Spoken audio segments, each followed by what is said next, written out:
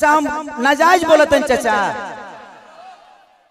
अभी बताइए खेसरिया जब अपना खातिर हॉस्पिटल नहीं बनवले तब गांव भर का इलाज कहां से कराई? तो जब ये हमारे नेता अपना इलाज कराने के लिए एम्स में जाते हैं, हमारे नेता अपना इलाज कराने के लिए बॉम्बे जाते हैं, विदेश जाते हैं, तो ये बताइए जब ये अपने इलाज के लिए अस्पताल नहीं खुलवाए तो हमारे इलाज के लिए कहां से खुलवा पाएंगे? मेरी उम्र आज 28 से 30 बरस की हो गई। 30 बरस से हो सकता है 5 बरस बाद मुझे होश आ गया होगा। 25 बरस से तो ऐसा ही देख रहा हूं कि हमारा बिहार में बदलाव कुछ नहीं हुआ है। दारू बंद हुआ है तब वो मिलिए रहा है। इसमें दोष हम सरकार को नहीं देंगे क्योंकि हमारे पास रोजी नहीं है। हम अपनी रोजी ढूंढते हैं, वो चाहे हमें नशा में मिले या बुराई करके मिले या किसी का मर्डर करके मिले। हमारे पास अगर रोजी होती, हमारे पास काम होता, हमारे पास किसी का विश्वास होता तो शायद आज हम भी बेकार नहीं होते। किसी फैक्ट्री में अपने ही जिला में, अपने ही गृह जिला में, अपने ही घर में काम करते। तो जब इंसान बेकार होता है तो वो गलत काम करता है। तो गलत काम तभी होता है जब इंसान फुर्सत में होला। एक गलत काम हो तारा टाइम ना मिले, सही बताओ, तार गेहूं के दवरी आई तो तू दूसरे के टिकोड़ा तुरे जीवो, तू अपन गेहूं दई बना। तो जब हमारे पास अपना वर्क होता, हमारे पास फैक्ट्रियां होती, तो आज हमारे भी घर की औरतें अपने पति के साथ रहती। ये अपने पति के लिए तरसती नहीं कि होली में आएंगे तो दीपावली में आएंगे। आज हम अपने बच्चों के साथ होली मनाते, दीपावली मनाते। हमें दीपावली मनाने के लिए किसी का परमिशन लेना पड़ता है, किसी से लेटर देना पड़ता है कि सर हमको जाना है अपने बीबी के पास, छठ आ गया है। तो हमें तो त्योहार मनाने की भी आजादी नहीं मिलती है। ऐसे राज्य में हम पैदा हो गए हैं। हमें ऐसे राज्य से नफरत नहीं है, लेकिन यहाँ के सिस्टम से मुझे नफरत है कि यहाँ के सिस्टम हमें कहीं का नहीं छोड़ा, कहीं ले ही नहीं गया।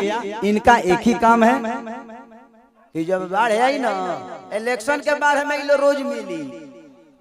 अगर इलेक्शन बा जहाँ बाढ़ आई कि चिवड़ा खात खात पेट मॉल हो जाए, खूब खाए बरवा चिवड़ा।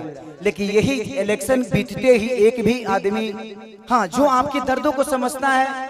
मैं किसी राजनेता पे उंगली नहीं उठा रहा हूँ, मैं सिस्टम पे बात कर रहा हूँ। आज अगर यहाँ फिल्म सिटी बन जाए तो मुझे लगता है कि खेसारी लाल यादव यूपी में शूट करने जाते हैं, वहां पे कम से कम 60 से 70 लाख रुपया भैया प्रोड्यूसर और डायरेक्टर यूपी सरकार को दे के आता है।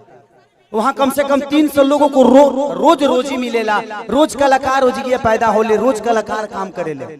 लेकिन बिहार सरकार के कोनो चिंता नहीं है।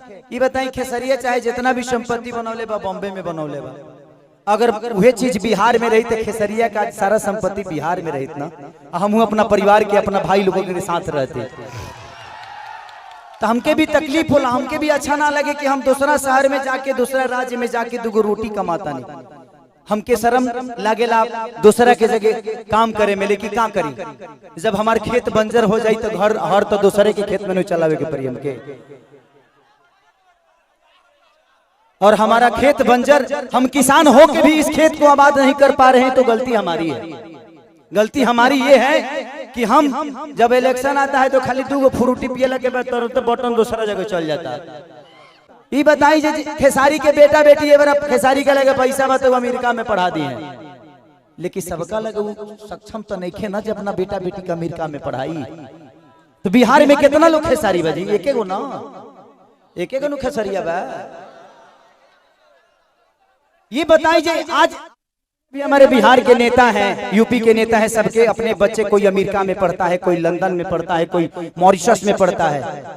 किसी किसान का बेटा कहाँ पढ़ने जाता है? क्योंकि उसकी क्षमता नहीं है। क्योंकि इन लोगों ने अगर यहीं पे स्कूल दिया होता तो इनके भी बच्चे यहीं पे शिक्षित हो जाते। लेकिन इन्होंने जब अपने बच्चे का भविष्य तय नहीं किया तो हमारे बच्चों का भविष्य तय कहाँ से कर पाएंगे? अब ये बताइए कि यूट्यूब पर डाल दी तो लोग कहिए खेसरिया राजनेता हो गए। अब हम अपन दुखों ना कह सकिले।